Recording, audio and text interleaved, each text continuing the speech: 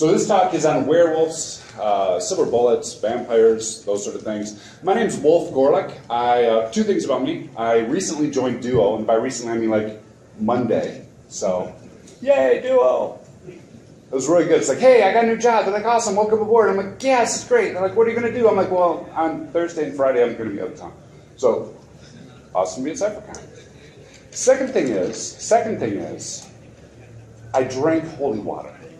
Now, you may hear that and you may go, when he dies, you're going to have a harder time. But I would say, when I die, you all are going to be safe. And here's why. First of all, when you drink holy water, you really shouldn't do this, but if you do it, a couple key things need to be in place. One, you need to be out of coffee. That's important. It'll come to light later why. Two, you need to be not only out of coffee, but it needs to be dark. And it helps if you store coffee and holy water in separate places, but close to the shelves, so that when it's 3 in the morning and you're looking for caffeine, you can mix these things up. Now, if I still had a soundtrack, you may hear like that record, the record skip. I'm like, how did he get himself into this thing? So the thing was, I was with my in-laws, and they took us to this like monastery. I think it's close. What's it, like Holy Hill? Holy Hill. Is that Holy Hill? And I was always telling my wife, I'm like, I want holy water. She's like, you don't need holy water. I'm like, I need holy water. She's like, you don't need holy water. I'm like, you never know when there's going to be vampires. She's like, you're an idiot. But we ended up there, and we're walking, and we found this place where they had holy water. And you could have some. So I wasn't like stealing from the church or anything, so I'm not going to go to hell yet. But we only had anything that like hackers would have, like a Monster and a little energy drinks. I'm like, I could build these energy drink bottles. And I did, and it was great. And fast forward like 6 months, I'm out of coffee, it's 3 in the morning, I'm trying to get work done, I'm runging around. I'm like, there's some energy bottles up there. Why don't they have labels? It doesn't matter why they don't have labels. So I started drinking them. It was like halfway through I remembered that my wife told me I was an idiot. And then I had holy water, and I'm like, ah. So this is bad. This is really bad. But the good thing is, assuming that my soul is not lost, if there is a vampire attack here at CypherCon, I've got all your backs. I will go to the door. I will hold them off. You guys run. We've got this, people. Holy water is great for vampires, right? Yes? So we're good. We're protected. The problem with cybersecurity is you're like, I got this thing and it solved the problem. And now we go celebrate, and hopefully with coffee or something stronger than coffee.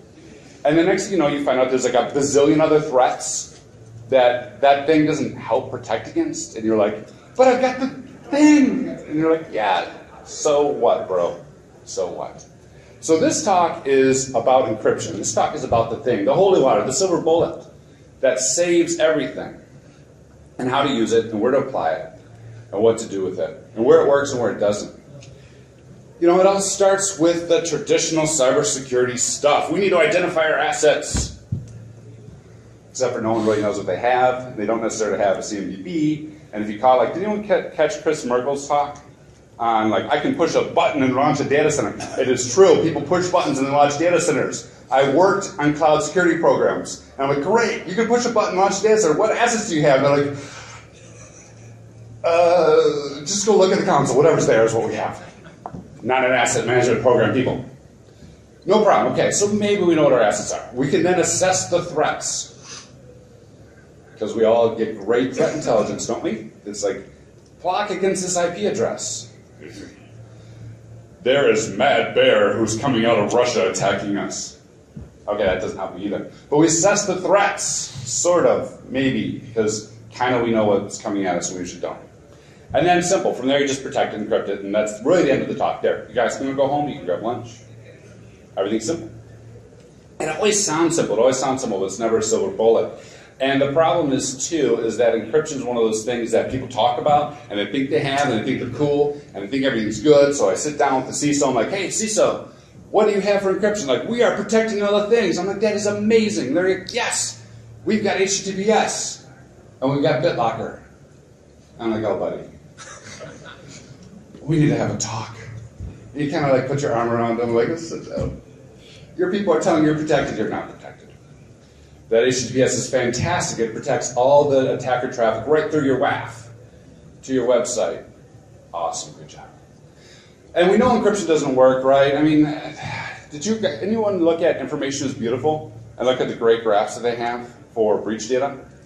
If you guys haven't, you should. I'm not going to show it because I don't have it. What I recently found out was that I could actually redo the whole website and the graphic software because there's so many breaches, it was breaking their app. Like, that is fantastic. We are breached so often. We are breaking the cool graphics that tell us how often we're breached.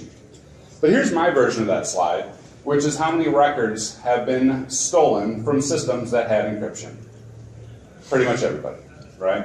And again, as you can see, it's a little bit out of date. I don't have like Anthem, or I don't have like 2017, 2018, Facebook, the hotel chains, everyone else. We all know what's happening all the time.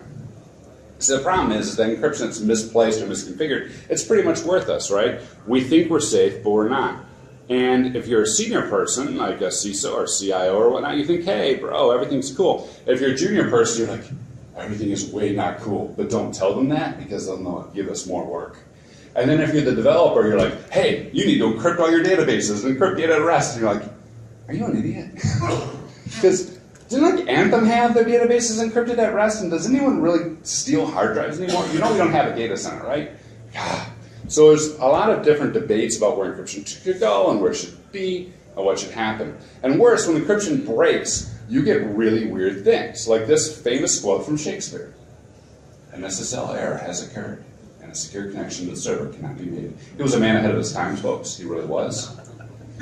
But this is one of those things that happens. When encryption goes bad, then the developers look at you and go, see, I told you we shouldn't have encrypted that. And the higher-ups go, you know, we will never, ever use encryption product X ever again. If we didn't have Gemalto, this would not be a problem.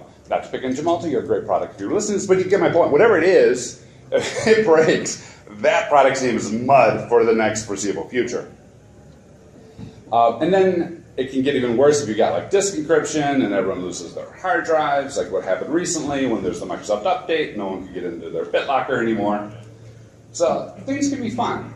Things can be real fun when encryption goes wrong.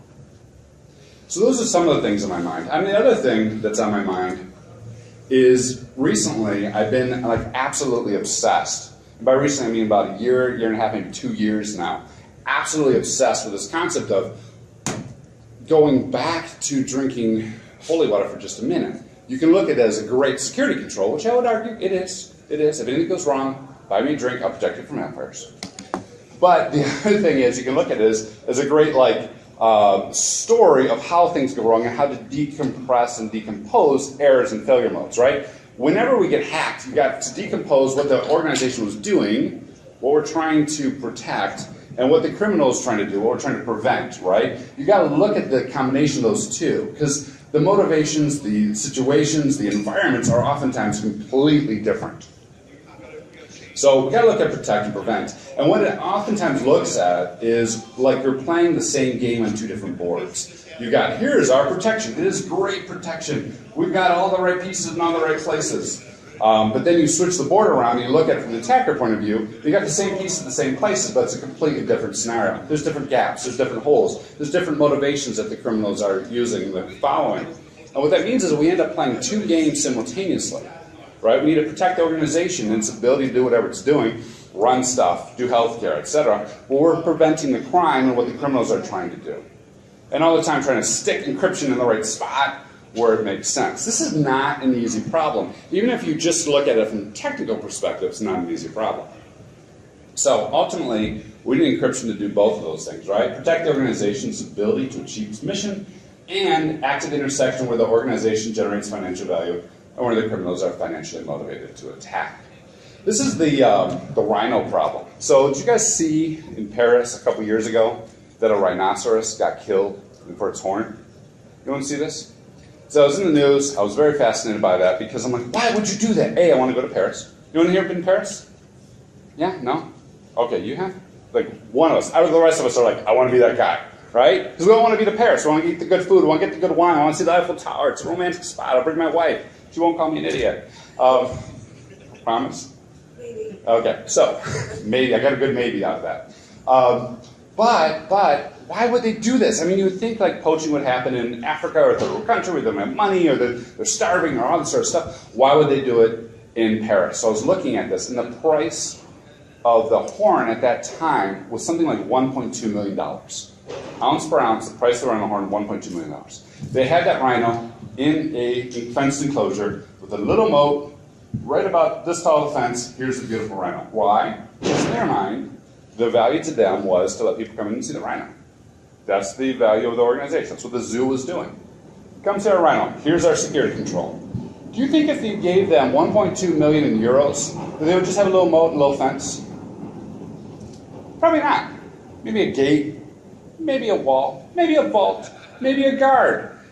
When you think about things from the criminal perspective, it changes the whole way the organization should think. At the same time, knowing both of those areas allows us to balance where we need to put controls.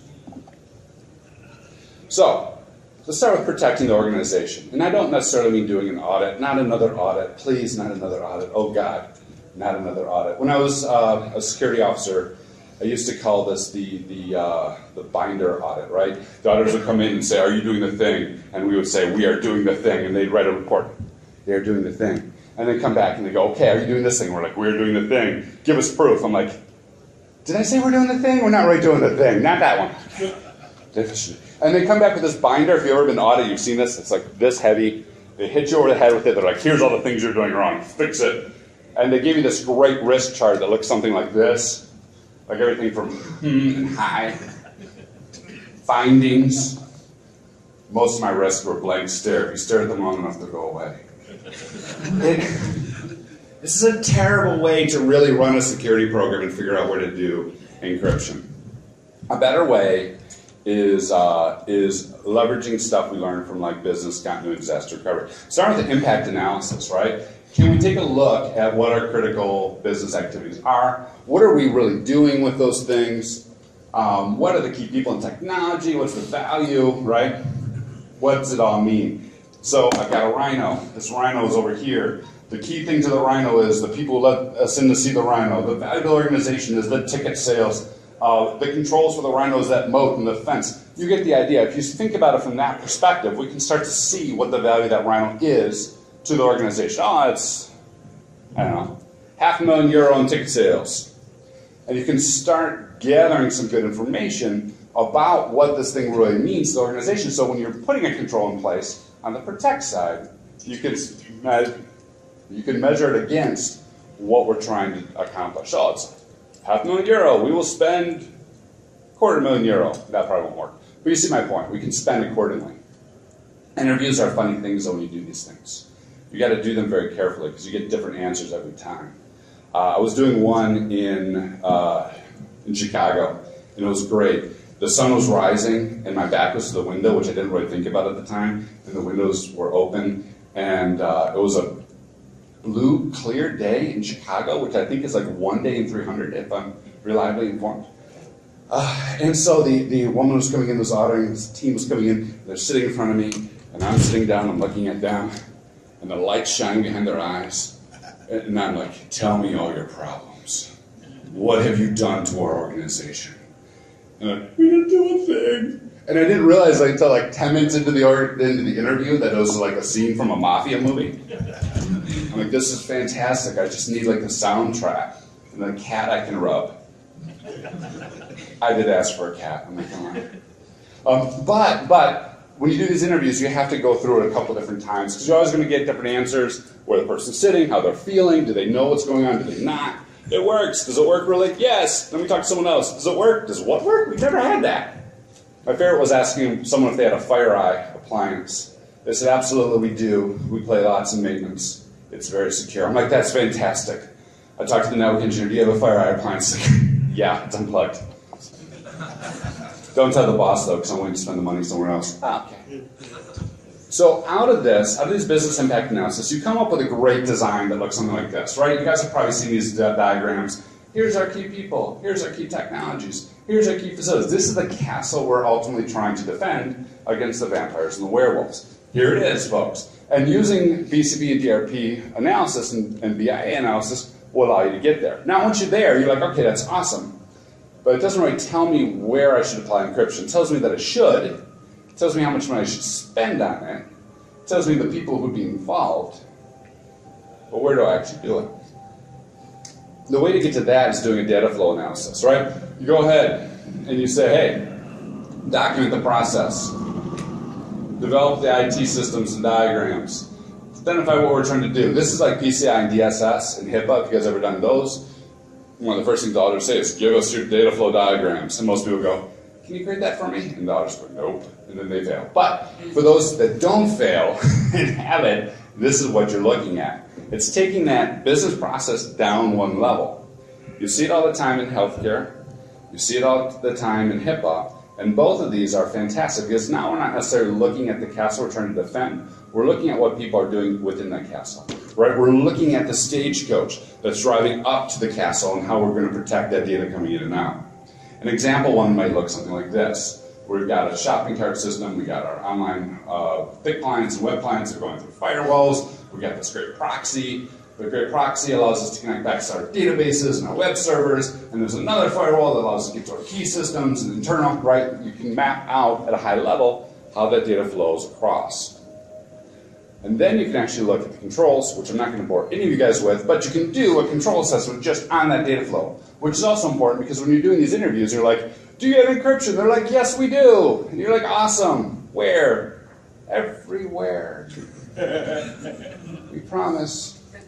If you've ever done one of these assessments, even if you're not doing the whole mafia thing, tell me where you are and what you know. Because I know what you know, and Big Tommy here will mess you up. Even if you're not doing that, and you're just like, hey, what controls do you have? They're like, we got a CMDB, it's awesome. We've got asset management, it's awesome. We got MDM, it's awesome. That's fantastic. How many assets do you have under management? We've got 1,000. That's fantastic. What if I told you had 8,000 devices in your environment? Like, oh, yeah, I mean, that's a thing. But we got those controls in place. Don't worry. For the 1,000 that we're controlling, it's really good. 60% of the time it works all the time. It's fantastic. So we can go ahead and start doing that IT system and apply those controls just to those areas, which allow us to actually get a little bit more granular. It allows us to get closer to where we need to put the security. It allows us to get closer to the truth, right? To look at the encryption in the right layers from a protection perspective. So the key takeaway in this is encryption's effectiveness is really only specific to the layer and the stakeholder, right? The stakeholder who's trying to protect their data and what they're doing with it, and the layer in which it happens. TLS is not going to affect you if you're trying to protect your patient data in the database, for example. Disk drive encryption is not going to affect you if you've encrypted all of S3 buckets, which is fantastic, and your shards are all great, and you got a O-day in your website and you don't have a WAF, for example. From there, though, you can also start digging in deeper and creating very specific controls around encryption. I've got an 8-point control set I can share with you guys if you want. Drop me an email. It's pretty open, but it looks something like this. We look at the network traffic.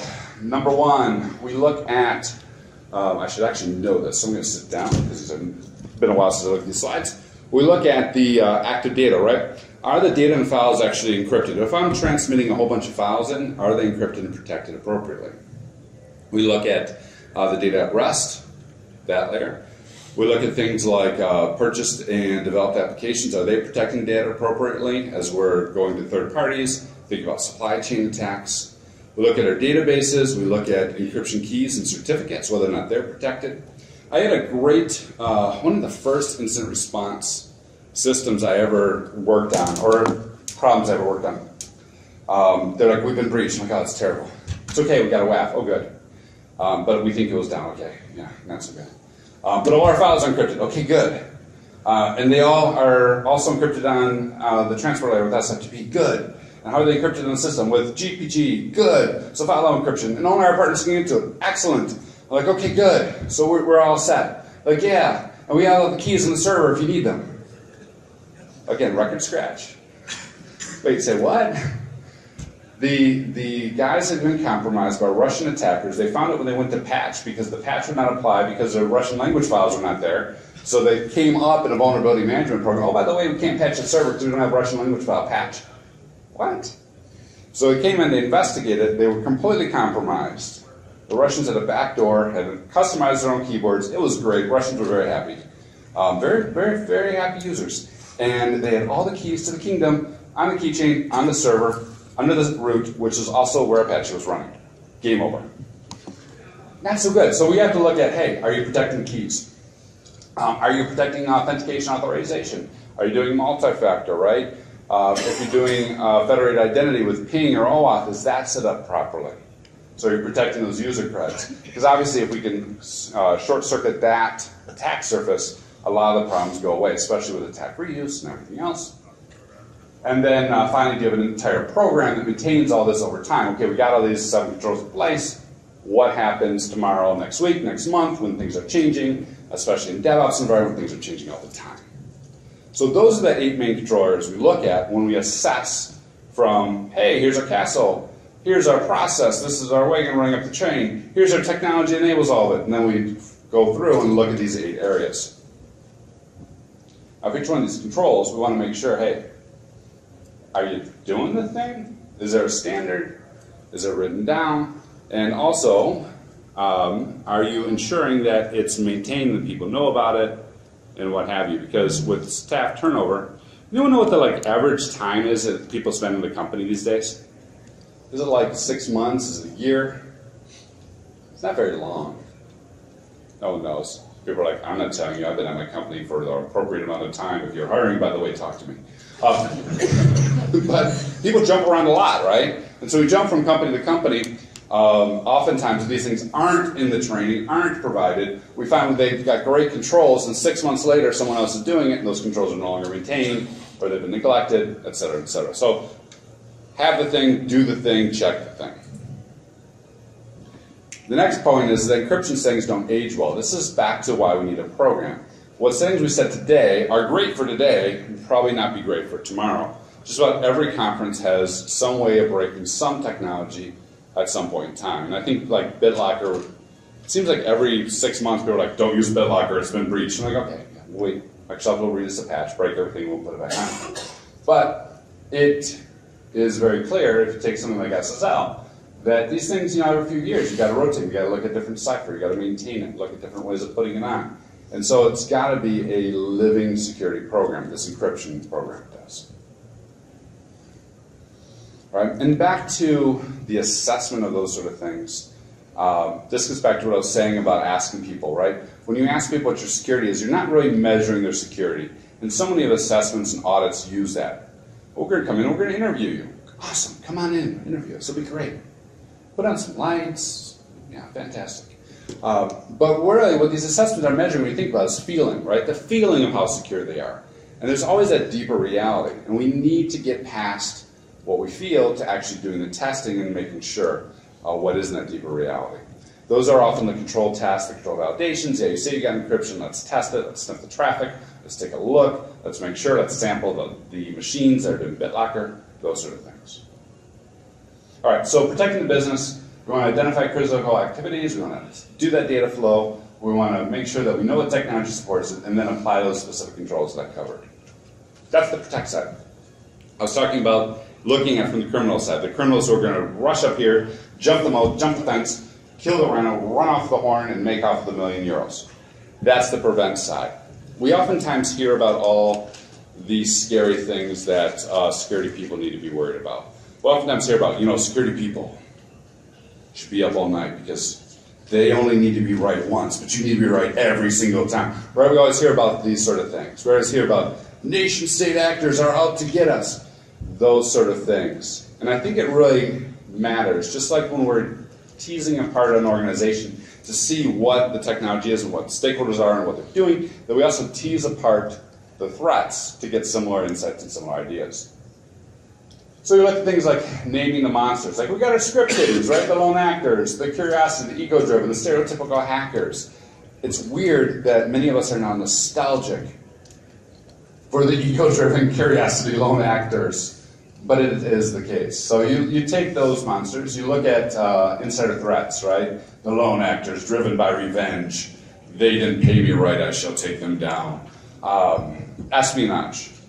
Joining a company and a foreign company saying, we will pay you X amount of money to install backdoors, steal data from us. Those sort of things. Activists. Group actors, right? The people driven by cause. Anonymous. I was mentioning early, before I got on stage, that on Monday I was sitting down with a bunch of folks, and I was by far the oldest one, and I think most of them were like half my age, and we were gathering around. They're like, hey, can you tell us about security in the old days? Yeah, I guess. Do you mean like floppy drives? What? No, like anonymous. Like 2010 was the old days. I'm like, thanks, I would tell you about those. We rode dinosaurs.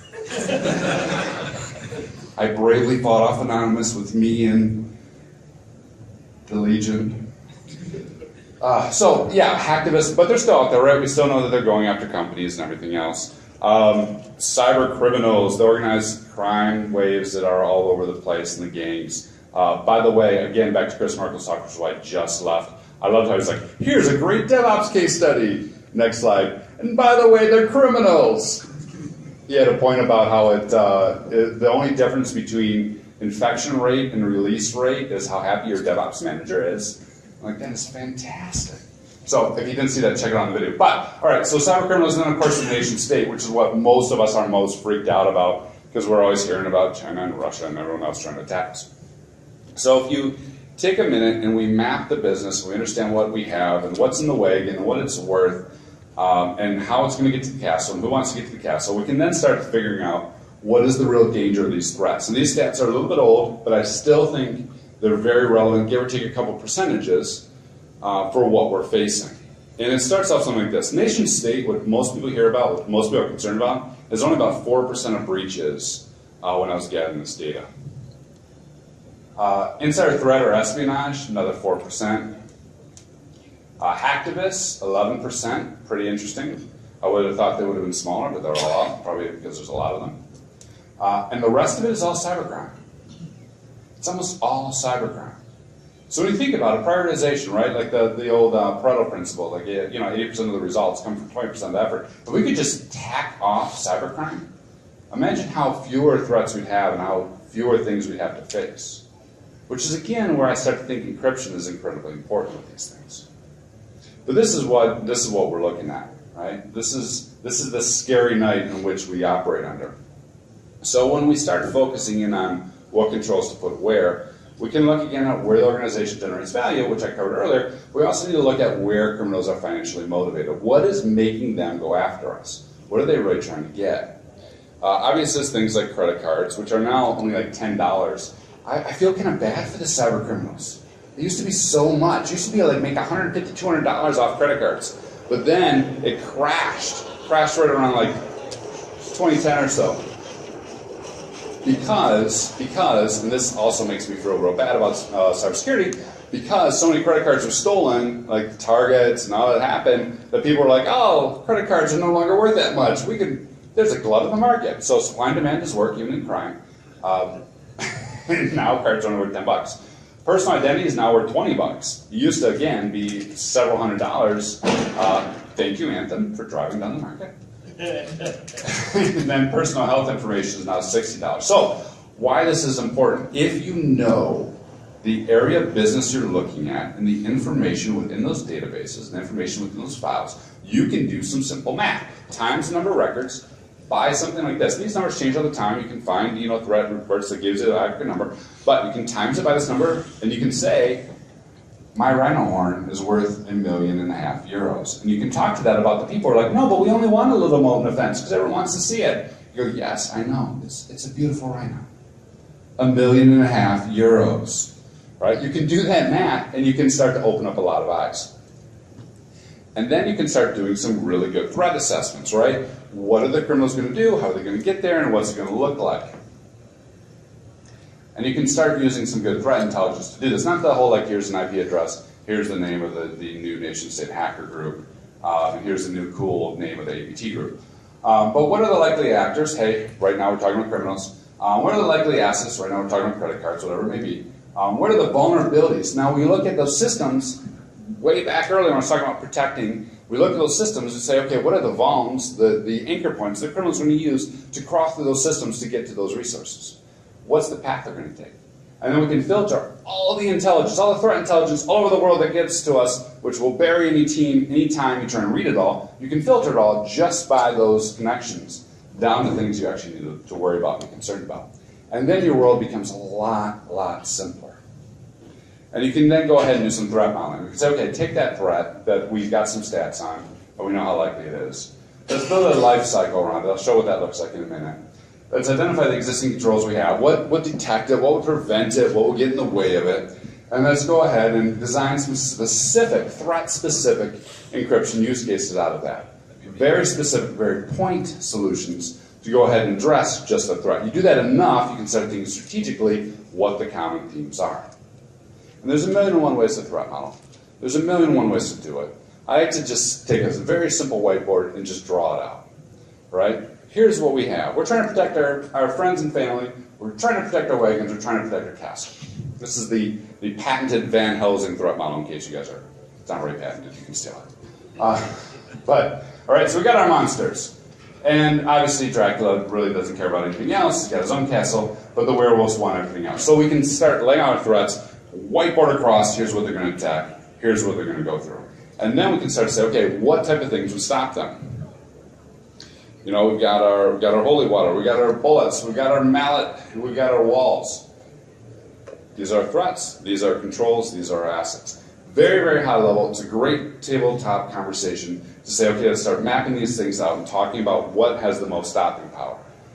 What is going to prevent us from going where? I'm sorry to say, really, my holy water does not seem to be very effective. So, I guess don't hide behind me. But you can still buy me a drink at the bar. You can start laying these things out and having some great conversations with folks about where you need to invest and where you don't, and what would work and what wouldn't. Now, practically speaking, when you go to the next level, you're going to want to document this, you're going to want to write up the attack path. There's a lot of conversation we've had about this. You can hit my YouTube channel to see whole videos about how to do this. We can lay out all the steps they're going to take right across a consistent kill chain or attack miter framework or whatever attack lifecycle you want to say.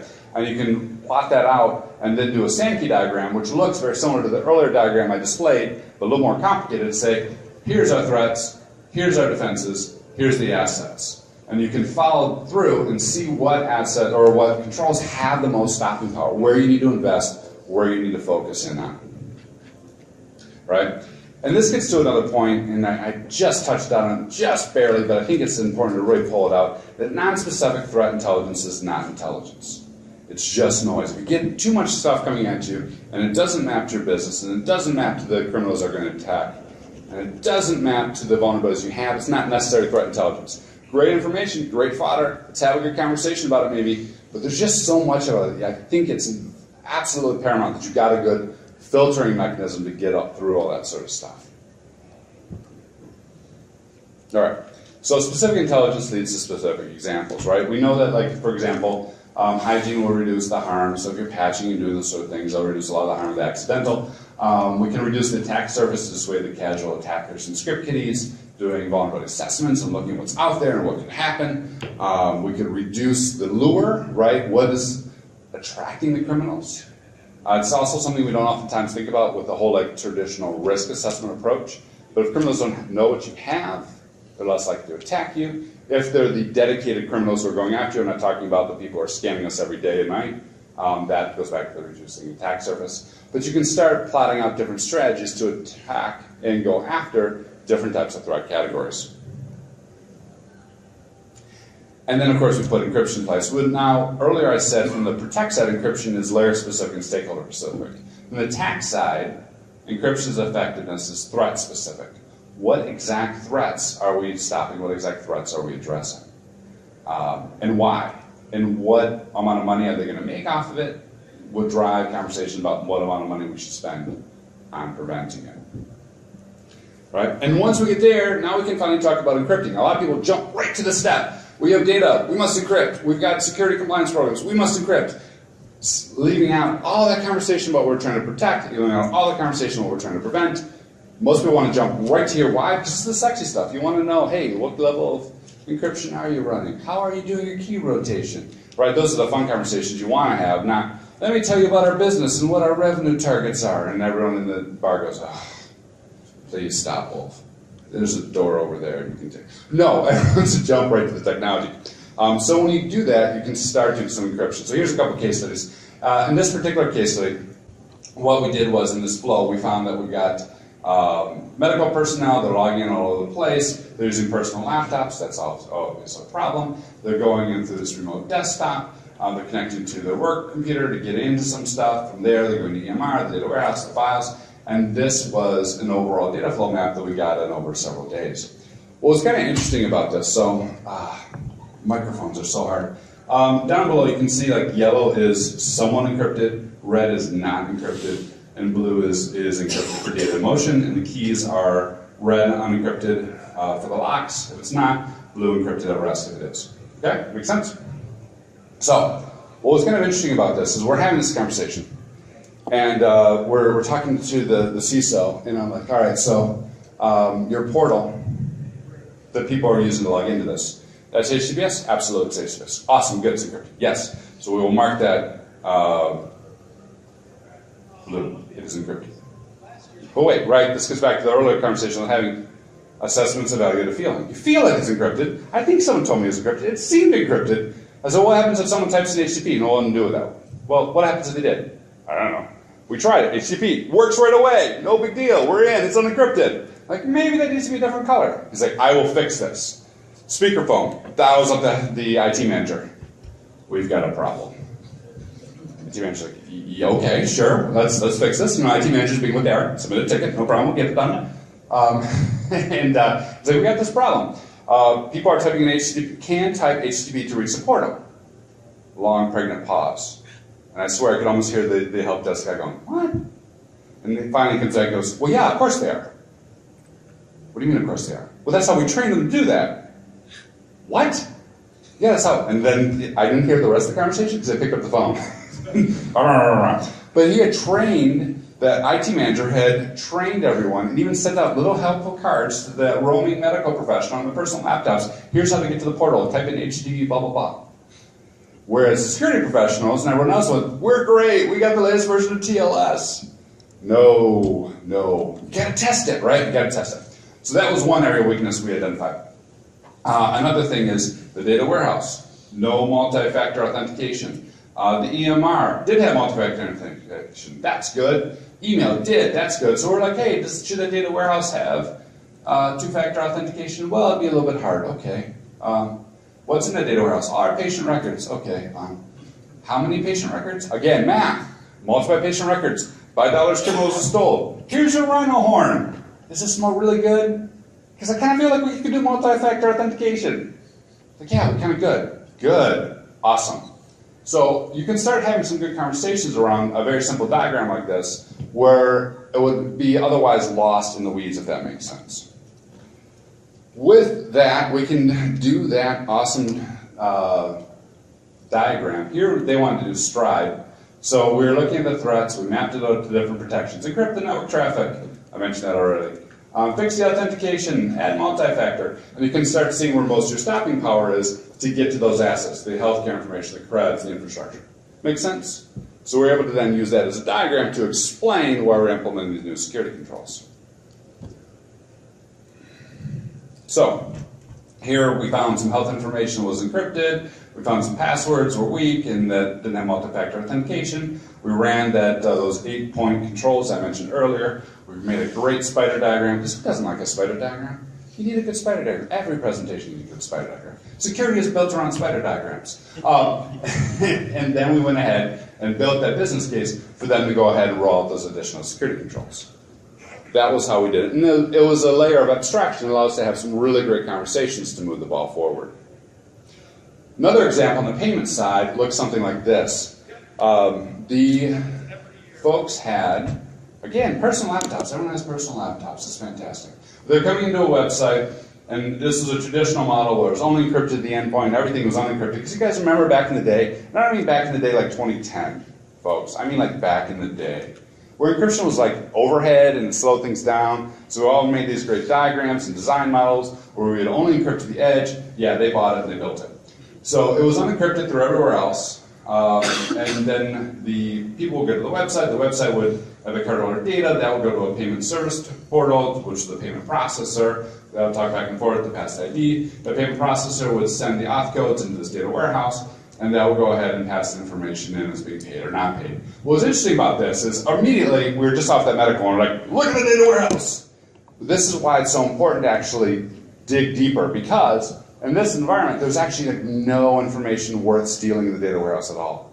And they spent a lot of time already thinking, we need to secure the data warehouse. Like, yeah, we do.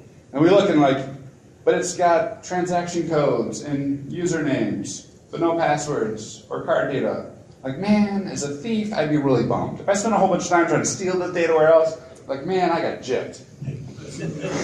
So we didn't necessarily focus there. We did focus a lot on the transaction data itself over the network, especially since this was an environment that was cloud, and I use cloud with air quotes because it was actually a hosted environment, not necessarily Azure or whatnot. It's one of these IT infrastructure providers. And it was running across other environments, and there's a whole bunch of complications there. So like, you know, that you would want to watch there, you'd want to watch the data on the website, but in the back end, probably not so much.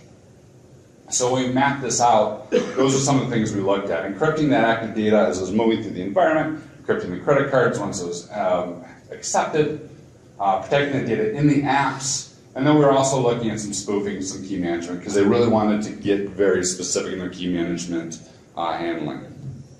So in this particular one, we went ahead and did the mapping. As you can see, most of the concerns were around those applications and databases. We used that to build the business case. We actually ultimately moved them to tokenization, where we're encrypting that credit card data at a very high level and keeping an encrypted token throughout the entire system. Which does bring up a good point.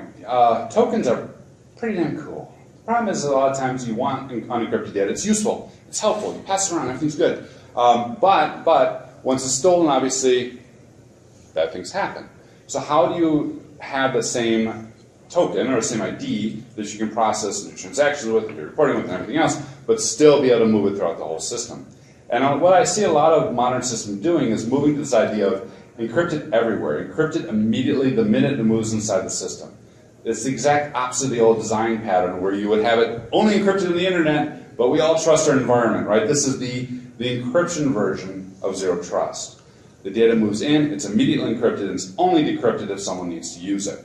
And the way you do that, of course, is by using some of these APIs that can do the decrypt, but predominantly move it through the entire system in an encrypted state. So, for example 3, we had this distributed site. We looked at a lot of different things here. They had a fat client with those windows. They had a single sign-on server we were concerned about. There's this corporate network. The different trust zones with the web client reporting. All that had multi-factor authentication, except the API, interestingly. So we had to fix that. And that never happens, though, right? You never have like, oh, we've got an entire environment configured with multi-factor, but we forgot one little thing. No company would ever make that mistake, like Microsoft with Office a year and a half ago. Okay. Outlook, did you guys see that? They actually did have multi-factor in the Outlook Web Access API. So you grab a token there and pass it to the whole environment through Office 365. Pretty dang snazzy. So they've got multi-factor there. We were looking at the web server and the application servers. And the way that this was ultimately architected was so that when the data was processed by the Windows client, the web client, or anywhere on there, it would be encrypted, and it would stay encrypted throughout all these tiers and be stored encrypted in the database. We stored encrypted in the data warehouse as a token, and that became the key that everything else was run off of, and it was only decrypted if someone needed to use it and had the ability to use it. So if you needed your credit card and you needed to take a look at that credit card, you just click the button, yeah, show me the credit card, that would actually instantiate the decryption action, if that makes sense. So that is the threat model there, and I'm looking at my clock, and I got 4 minutes, so I'm going to zoom through a few slides here. So at the end of the day, I mean, all controls make better criminals. The better things get, the more likely the attacker is going to move up the stack and find new and better ways to attack, which is why things like key management become so important. And obviously without key management, it's just encryption, right? I mean, if you don't have those keys protected, it's not even encryption, it's just encoding. So as you start to look at the actual IT systems and figure out where to do the encryption, you can get to the more technical diagrams and get more deep into it. You can look at things such as application layer encryption, where you're actually doing the encryption using something like an API, or you can look at format preserving encryption. When we do encrypt everywhere, I actually prefer format encryption, preserving encryption, because then it can flow to legacy systems like mainframes. God forbid people have mainframes, but oftentimes they do. So it can flow through and all your same reporting would work. And at the end of the day, with that very complex system, we had a threat model that looked something like this. And we're able to show at each layer where the encryption was and why it was. from the protect side. We were able to show, too, the threat-specific encryption, where it was and why it was, from the prevent side. So, next steps, if you want to do something like this, obviously we want to protect this organization and its ability to achieve its mission. How? By employing some encryption strategically.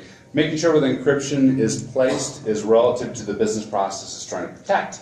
Back to my Rhino example, making sure it protects that level, and making sure that it takes into account what threats are actually trying to do, and being so aware that the media oftentimes is hyping up threats that are unique and interesting, but also a little bit unlikely. Especially unlikely for a lot of the organizations that we're working with.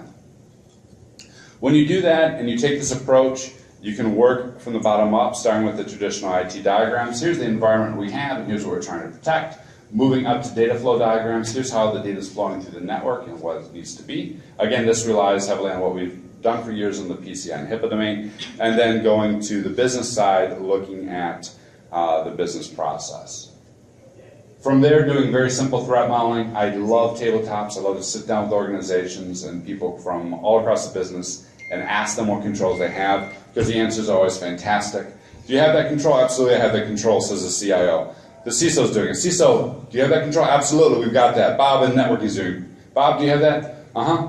What? What? No, I don't think we do. I think that's the help desk. Ask the help desk. No, bro. We pulled that out a long time ago.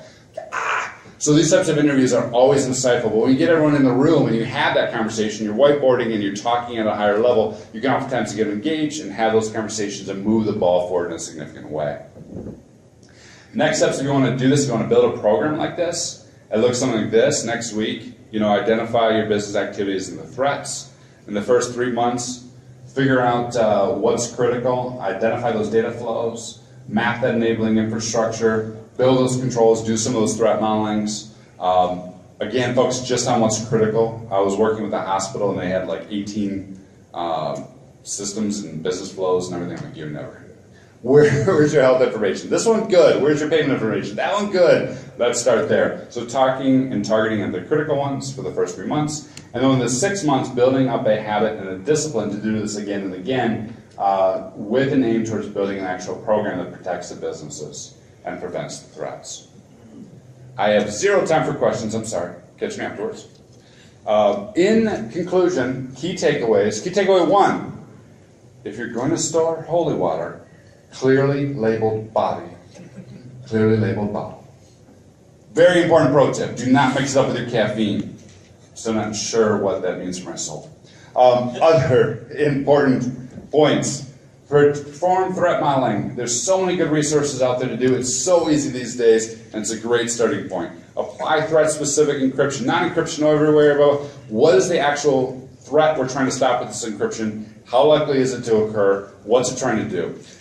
Apply data-centric encryption. Where's the data we're trying to protect? What does it mean to the organization? And how are we protecting that layer? And build an overall program that allows you to do that. Again and again and again. Having some great conversations about the threats, having some great conversations about the business, but ultimately looking for better ways to secure things. With that, thank you so much for spending lunch with me, guys. I really appreciate it.